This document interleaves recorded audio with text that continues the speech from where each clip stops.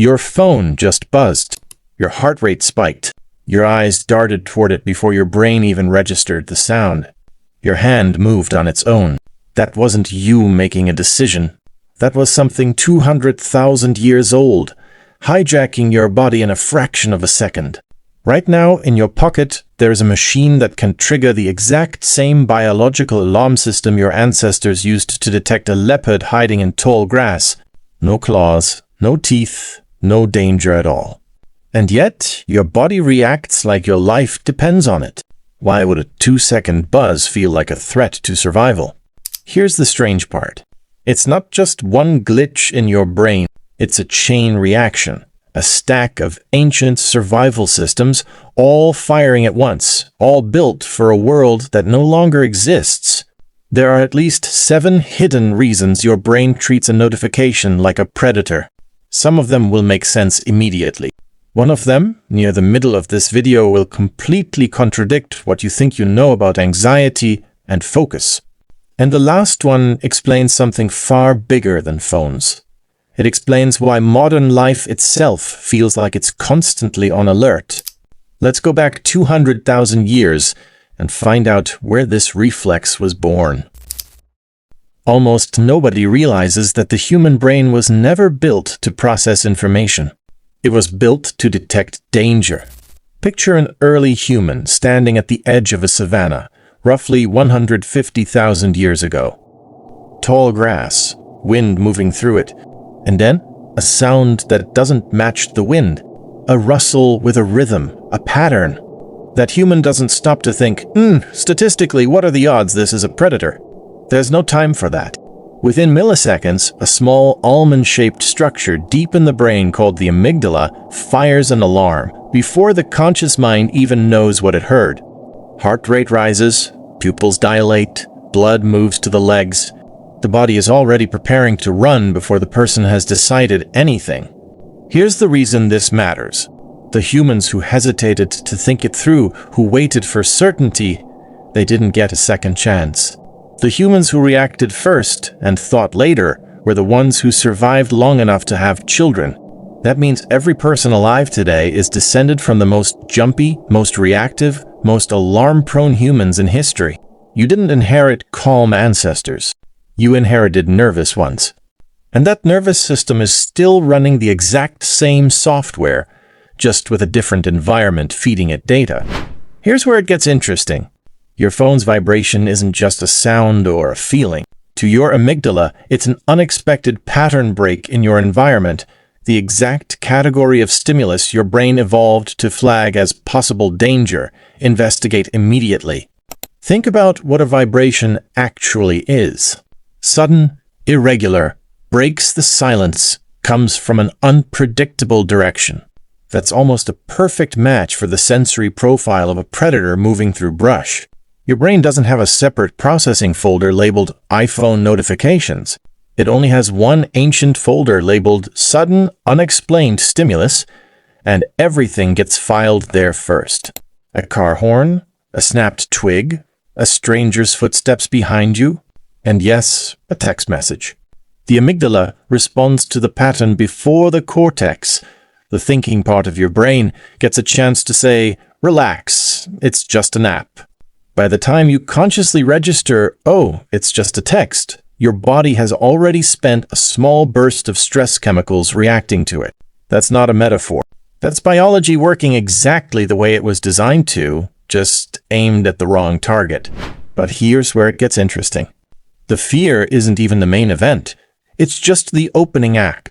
After the initial alarm, your brain releases cortisol, the stress hormone that keeps you alert and scanning. That's the predator response half of the system. But there's a second chemical waiting right behind it, dopamine. Dopamine isn't the pleasure chemical people think it is. It's the anticipation chemical. It doesn't reward you for getting something good. It rewards you for the possibility that something good might be coming. Researchers studying slot machines found something almost unsettling. The brain releases more dopamine from an uncertain reward than from a guaranteed one. Not knowing what's behind the buzz, a compliment, bad news, nothing important, creates more chemical pull than actually opening it. That means your phone isn't just triggering a predator alarm. It's triggering a predator alarm and a slot machine at the exact same moment, using the exact same signal.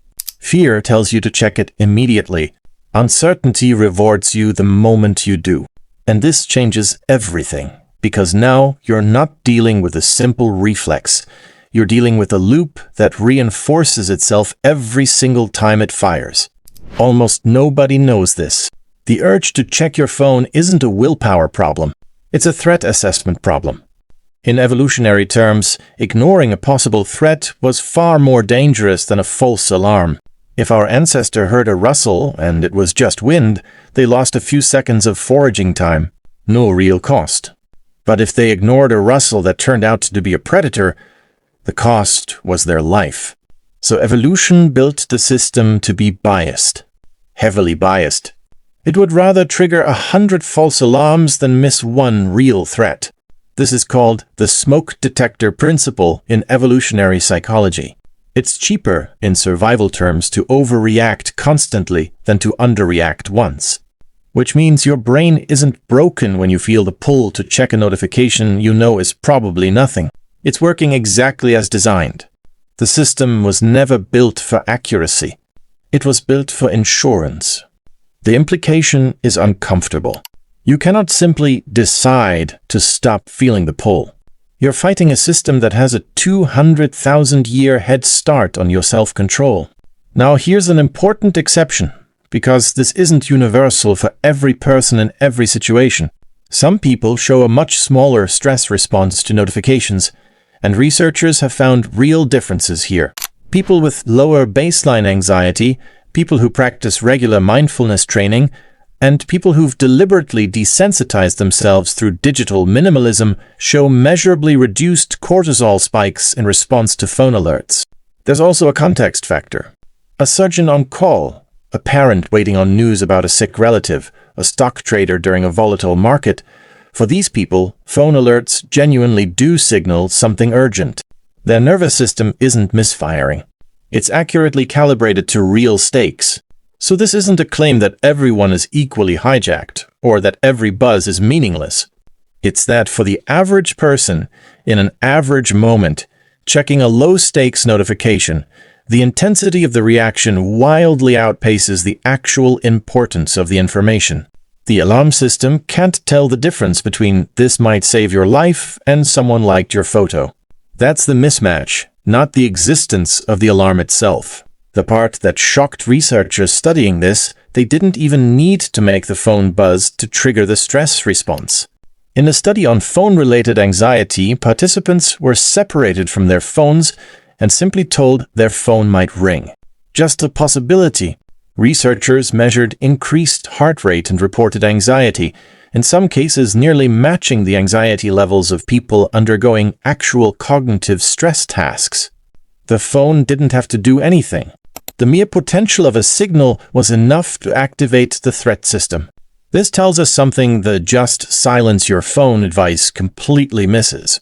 The predator detection circuit isn't only responding to the buzz, it's responding to the possibility of the buzz. Which means turning off notifications doesn't fully solve the problem, because part of your brain is still scanning, still on alert, still waiting for the rustle in the grass that might come from your pocket at any second. You're not just reacting to threats. You're spending energy guarding against threats that haven't happened yet, exactly the way an animal on open ground stays tense even when nothing is currently stalking it. Here's the weirdest part of the whole story. Your ancestors' alarm system had an off switch. Yours doesn't. For a hunter-gatherer, a threat alert was rare, specific, and resolved quickly. The rustle either was a predator, and you ran, or it wasn't, and within seconds your body returned to baseline calm. The nervous system was built around short, sharp spikes, followed by long stretches of recovery. The average person today checks their phone somewhere between 90 and 150 times a day. Each check is a miniature version of that ancient alarm sequence. A spike, a flood of chemicals, a brief resolution, but the recovery period never fully completes before the next one begins. Researchers call this allostatic load, the cumulative wear of a stress system that never gets to fully reset. Your ancestors' amygdala fired occasionally and then rested for hours. Yours fires dozens of times before lunch. This is the evolutionary mismatch at the center of this entire video. The alarm system evolved for an environment with rare, real threats and long recovery windows. It's now operating in an environment with constant, fake threats and almost no recovery window at all. You're not anxious because something is wrong with you. You're anxious because a Stone Age alarm system is running at a Data Age frequency. And this is where it gets bigger than anyone expects. Researchers studying attention and stress noticed something unusual. This mismatch isn't limited to phones. It shows up with emails, with Slack messages, with even the anticipation of open browser tabs. Any unpredictable information-carrying interruption seems to activate a milder version of the same circuit, which means the phone was never really the disease. It was just the most efficient delivery system evolution has ever encountered for triggering an ancient survival reflex.